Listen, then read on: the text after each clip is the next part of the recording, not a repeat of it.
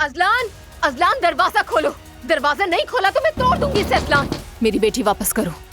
कानूनी तौर पर वो मेरे पास रहेगी। मैंने तुम जैसे इंसान से कैसे मोहब्बत कर ली? जाओ और जाके इलाज करवाओ अपना। बकवास नहीं करो। दूर रहो, खामोश रहो, मेरी बात सुनो। अब तुम्हारी बेटी बगैर निकाह के हामला होकर इस घर में आई थी।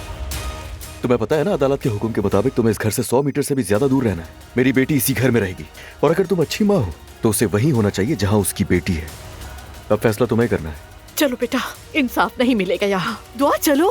बस करो अजलान। कोई मुदाखलत नहीं करेगा, सब खामोश रहे। दुआ, ऐसा मत करो बेटा। मेरी एक और शर्त है वैसे, आइंदा तुम अपनी माँ से नहीं मिलोगी।